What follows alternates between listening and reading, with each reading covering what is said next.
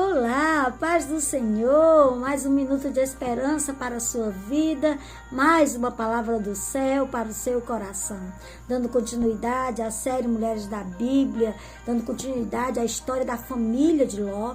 Nós falamos no vídeo passado sobre a sua esposa, que se tornou uma estátua de sal, e paramos quando eles entram na cidade de Zoar, né? Capítulo 19. E hoje nós vamos falar um pouco sobre as suas filhas. E eu quero pedir que você abra o seu coração para que nós possamos compartilhar sobre as filhas de Ló. Porque ao ouvirmos a história dessas moças, que a Bíblia diz que elas eram virgens na ocasião que Ló as oferece para os sodomitas, a nossa primeira reação é de indignação. E o julgamento é inevitável com a atitude que elas tiveram.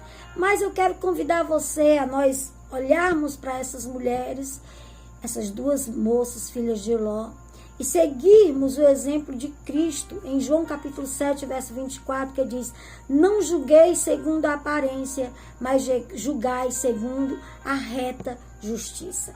E vamos ver algumas coisas aqui no texto dessas moças, a história dessas moças, com o coração voltado para o Senhor e para a sua palavra e para a reta justiça.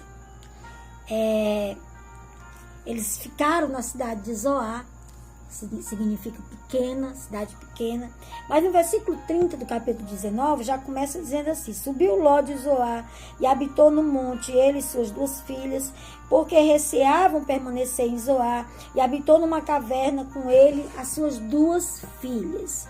Eu não sei o que eles viram ali em Zoar, o que Ló viu ali em Zoar.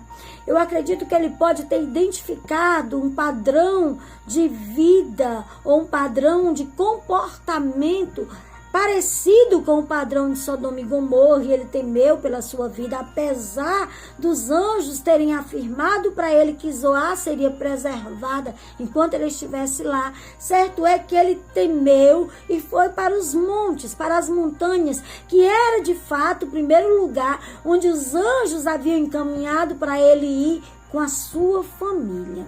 Sua esposa morreu ali no caminho porque olhou para trás, desobedeceu uma ordem direta do Senhor para a preservação da sua vida, e ela olhou para ali, não sei se desejando, mas ela olhou para trás. Certo é que ela se tornou uma estátua de sal. E nós já vimos o diálogo que teve Abraão com Deus para defender Ló, né? Porque ele estava ali naquela cidade. E vimos que a cidade de Sodoma e Gomorra foi destruída com fogo e enxofre. E Ló agora está aqui nas montanhas, morando na caverna. O versículo termina dizendo: e habitou numa caverna, e com ele suas duas filhas. Eu não sei quanto tempo ele ficou nesta caverna. Eu não sei quanto tempo se passou do dia da destruição de Sodoma até o dia dessa história das suas filhas. Eu sei que dá de entender que havia passado já um tempo. E as suas duas filhas estavam ali com ele. Estavam ali, naquele lugar com ele. E um belo dia, a filha mais velha de Ló olha para a sua filha mais jovem, a sua irmã mais jovem, e diz para sua irmã o seguinte: nosso pai é velho. Não há mais ninguém sobre a terra, não há mais descendentes da nossa família, não há mais ninguém na face da terra. Então, para que o nosso pai, o seu nome não se acabe, vamos, para que a gente possa dar descendente ao nosso pai, vamos embebedar o nosso pai, vamos embriagar o nosso pai com vinho. E eu embriago e me deito com ele hoje, e amanhã será você. Numa atitude que nos nossos dias é algo que a gente não consegue nem mencionar, de tão terrível que é. Mas ali naquela situação, essa mulher, essa filha de Ló, essa filha mais velha de Ló, a gente vê claramente nas palavras dela que ela não quer que o nome do seu pai se perca. E ela quer trazer descendentes ao seu pai. Deus tirou de Sodoma e Gomorra a Ló e a sua família. A sua mulher pereceu porque olhou para trás, mas a Ló e as suas 2 filhas foram preservados. Isso fica implícito que eles eram justos, porque Pedro menciona lá em 2 Pedro, no capítulo 2, no versículo 8, que Ló atormentava a sua alma com o pecado de Sodoma e Gomorra, e que ele era justo e foi tirado pelo Senhor daquele lugar. Então, fica subentendido, dentro do contexto do que aconteceu, que Ló e suas 2 filhas também eram justas, já que elas também foram poupadas. Elas foram poupadas. Aleluia, glória a Deus. E quando elas chegam ali naquela caverna, parece que o comportamento que elas viram ali em Sodoma ainda estava muito presente no coração daquelas filhas. Mas, por outro lado, elas também pensam que a única maneira de que o nome do pai delas não caísse no esquecimento, que o nome do pai delas não fosse apagado da terra. Com o passar do tempo, esta filha de Ló convenceu a filha mais nova. Ela expôs o problema, ela disse para elas que o pai delas era velho. Ela aponta os 2 problemas. Primeiro, nosso pai é velho. E a mãe delas havia morrido, se tornado uma estátua de sal. Segundo, ela disse o seguinte para a outra: não havia na terra homem que, segundo o costume, se casasse com elas. Versículo de número 31. Então a mais velha disse à mais moça: nosso pai está velho, e não há homem na terra que venha unir-se conosco, segundo o costume de toda a terra. O costume era que o pai arranjasse o casamento para as filhas, ele trazia geralmente alguém da sua parentela. Se aqueles genros que Ló foi avisado da destruição de Sodoma e Gomorra fossem os futuros maridos dessas filhas, então indica que Ló tinha arranjado casamento dentro de Sodoma. Ele também não tinha ido buscar na parentela, que era para ele ir buscar na casa do seu pai, na casa da sua família, como Abraão, lá na frente, quando ele vai arranjar casamento para Isaac, ele manda o seu mordomo e até a sua família para buscar alguém da sua parentela para casar com seu filho. Ló parece que não se preocupou-se muito com isso. E ali, essa filha demonstra que está preocupada com isso. Não há mais ninguém, ela entende que não tem mais ninguém da parentela do seu pai que possa casar-se com ela. Então ela mostra a solução para a filha, para a irmã. No versículo 32, ela diz: nós vamos embebedar, embriagar o nosso pai com vinho. E hoje eu me deito com ele, amanhã você se deita com ele. Naquela época patriarcal, naquela sociedade, uma mulher que não tivesse filhos, ela era abandonada, ela era desamparada, ela não podia nem comprar um alimento, ela precisava que um filho fosse lá para comprar. Então era uma situação terrível, uma mulher que não tivesse marido ou um filho que fosse por elas. Mas eu não vejo aqui a preocupação dessas filhas exatamente com isso, com elas mesmas. Mas elas estão mais preocupadas com o nome do pai delas, com a descendência do pai delas. Então a preocupação dessas filhas de Ló não é nem com elas mesmas. Elas dizem assim: nosso pai é velho. Nosso pai é velho. E não há na terra quem venha unir-se conosco, ou seja, não tem mais nenhum descendente do nosso pai. Não tem mais ninguém para casar-se conosco. Então o nome do nosso pai será esquecido. A descendência do nosso pai será aniquilada. E ela faz essa proposta para a filha mais nova. A Bíblia não diz se ela relutou, se a filha mais nova relutou, mas elas consideraram as questões, o problema, consideraram que a mãe havia morrido e elas tomaram essa decisão. Certo? Não, não é certo. Mas ali naquela situação, elas achavam que estavam fazendo certo. assim como Tamar, que para dar descendentes a porque Judá esquece de mandar o outro filho para ser seu marido, porque o seu marido, que era havia morrido, porque fez coisas abomináveis ao Senhor e o Senhor matou, e Judá não deu. Então Tamar se veste de prostituta, se disfarça de prostituta e dorme com seu sogro Judá, para levantar descendentes a para que o nome de não seja esquecido.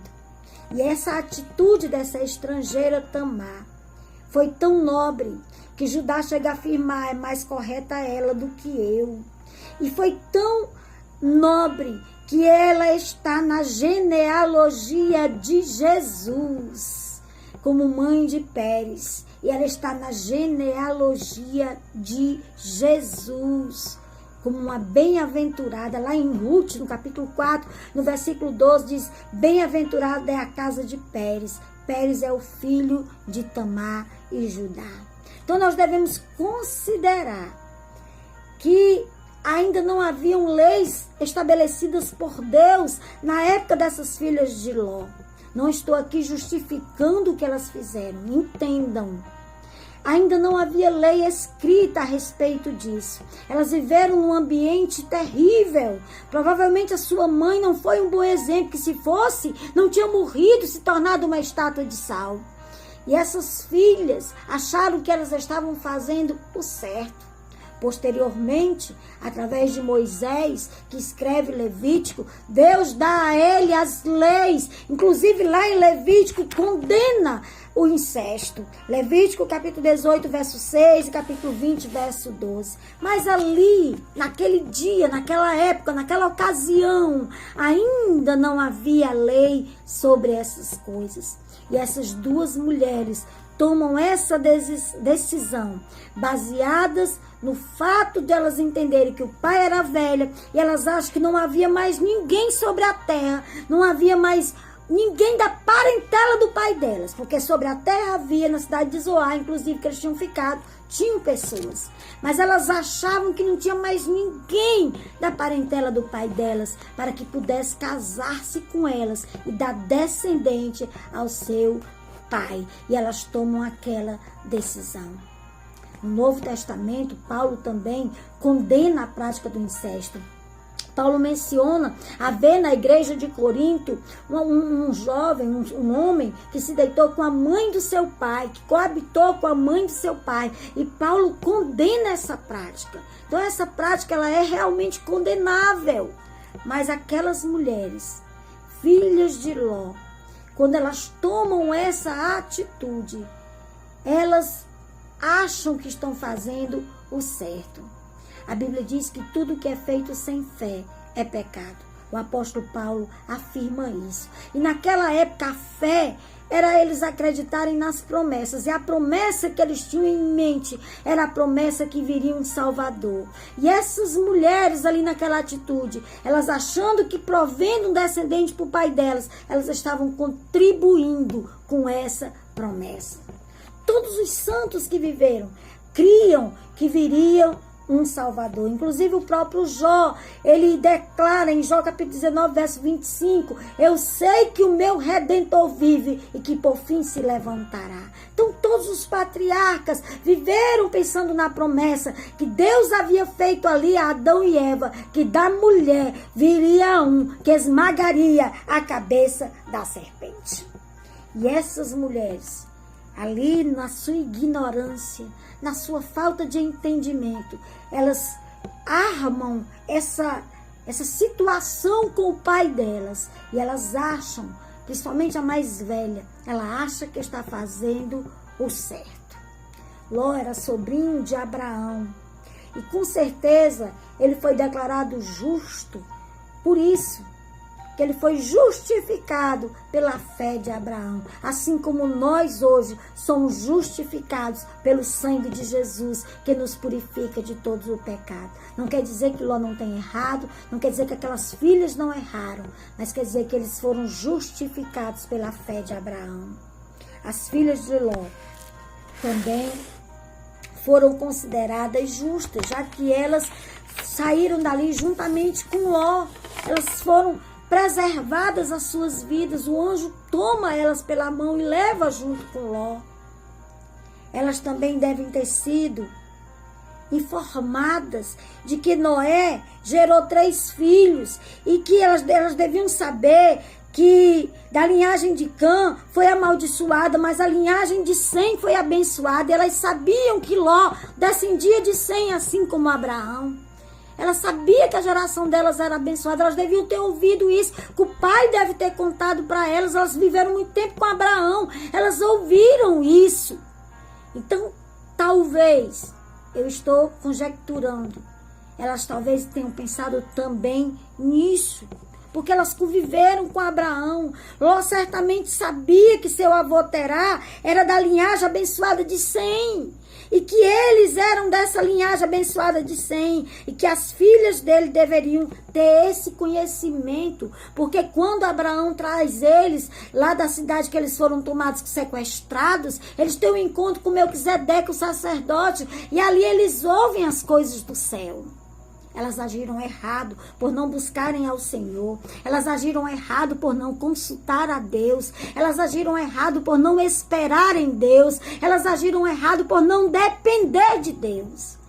E elas, achando que estavam fazendo certo, fizeram errado. Mas a graça de Deus, que nos alcança, também alcançou essas mulheres. A filha mais velha faz essa proposta para a filha mais nova.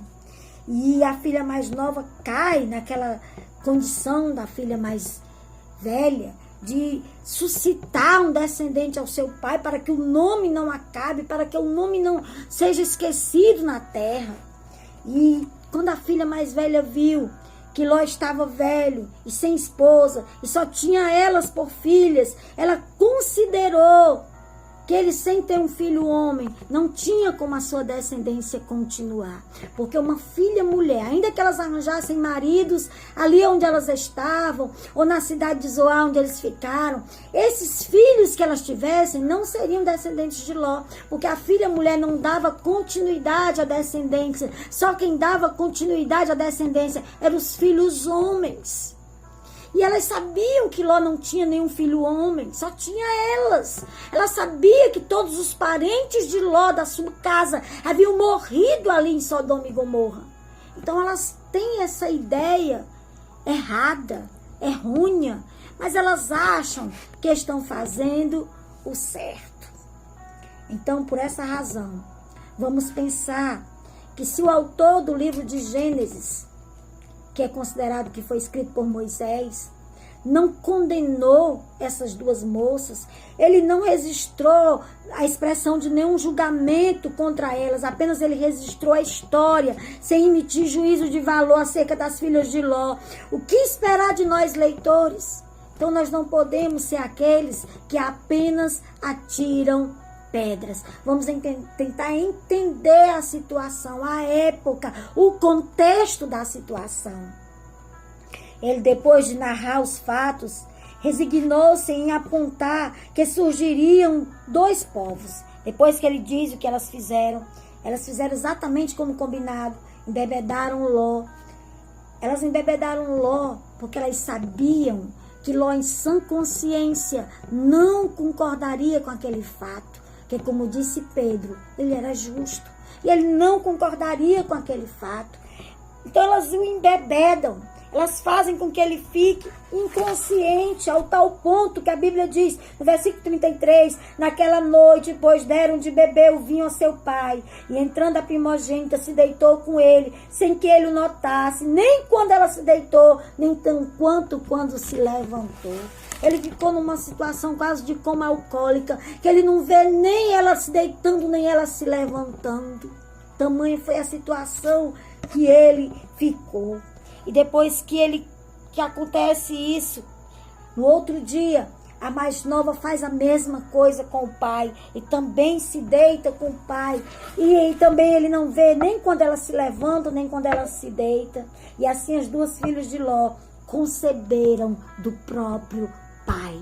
As 2 engravidaram do próprio pai. Aleluia. A primogênita deu à luz a um filho. e ela chamou esse filho de Moabe. E este é o pai dos moabitas até o dia de hoje. A mais nova também concebeu e deu à luz e chamou esse filho de Ben-Ami. Moabe significa filho do meu pai.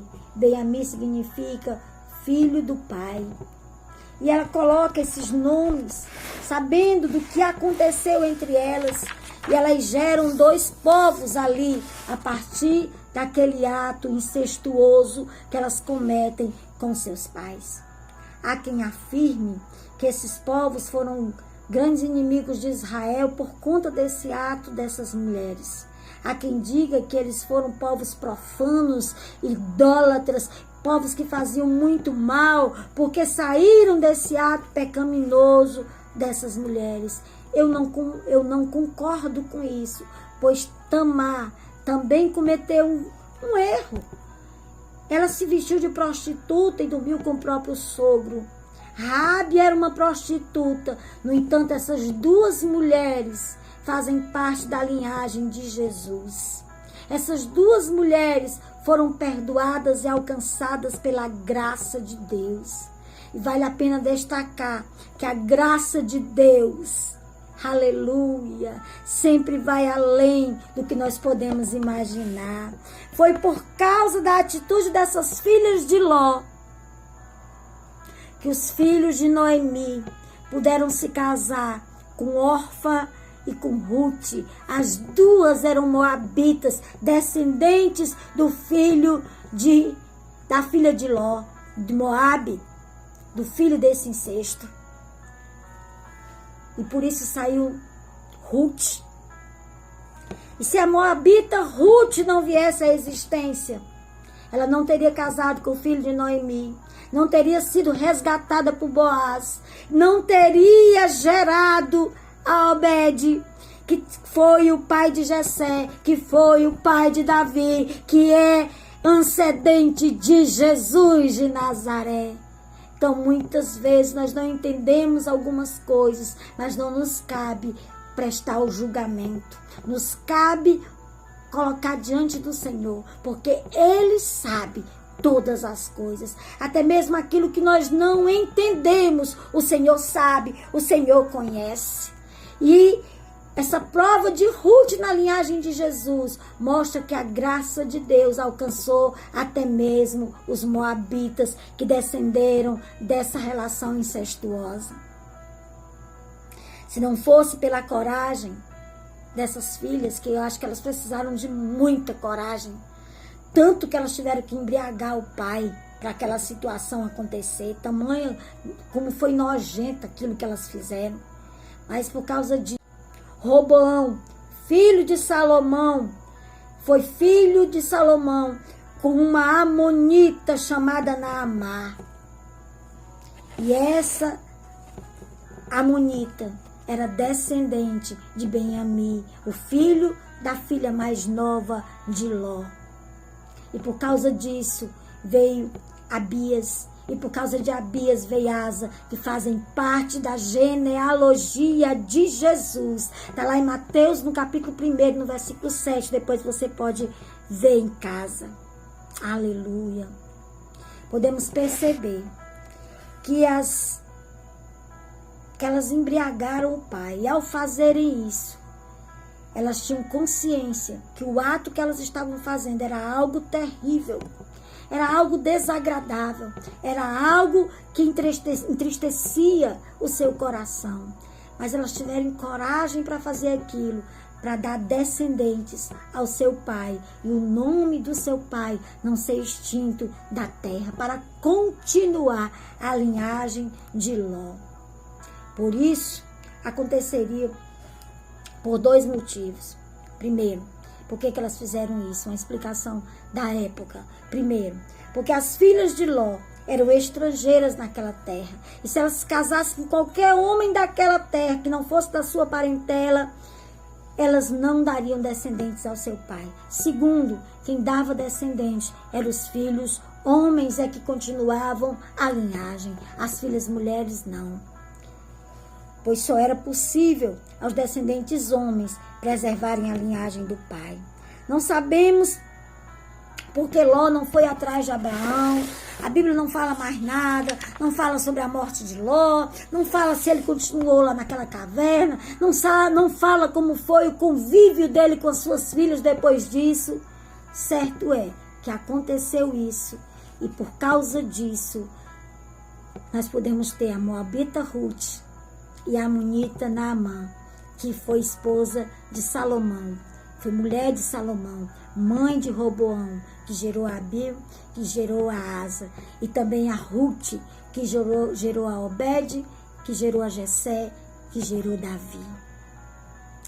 Deus sempre demonstra a sua graça. Eu e você estamos hoje servindo a Cristo por causa da graça de Deus que foi derramada sobre as nossas vidas. Que essas mulheres fizeram foi algo terrível e até os dias de hoje é condenável. Mas por causa do ato delas, saíram esses dois povos. E a descendência do seu pai foi preservada. Fica evidente no texto que a principal motivação para elas era não era arranjar casamento, e sim perpetuar viva a linhagem do seu pai. Fica bem claro nesse texto. Se Cristo é da descendência de Abraão e de Davi, foi por causa da fé de mulheres como as filhas de Ló, de Tamar, de Raabe, de Ruth, que não se importaram com sua reputação, mas se importaram com a promessa do Messias. Vale salientar que nos dias de hoje, quando Cristo já veio e cumpriu seu papel, o incesto não cabe a um cristão. Cabe a nós a regra de ouro ensinada pelo apóstolo Paulo. Portai-vos de modo que não deis escândalo nem aos judeus, nem aos gregos e nem tampouco à igreja de Deus. Então, o que fica para mim e para você de aprendizado dessa história é que ali havia todo um contexto, mas nos dias de hoje nós temos que nos manter com pureza, não só na nossa vida sexual, mas em todas as áreas da nossa vida. Porque o que o apóstolo Paulo nos aconselha em 1 Coríntios 10:32 é: não deis escândalos, de modo que não deis escândalo nem a judeus, nem a gregos e nem tampouco a igreja de Deus. Então nós temos que ter um comportamento que diga nas nossas atitudes que nós servimos a Deus e que nós temos o Cristo ressurreto nas nossas vidas e que o Espírito Santo habita em nós.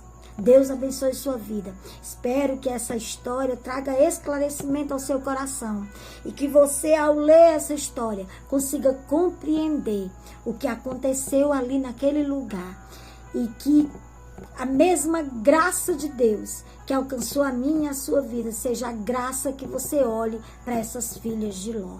Deus abençoe sua vida, Deus abençoe seu coração, Deus abençoe a sua família, que o Senhor livre você de todo o mal, em nome de Jesus.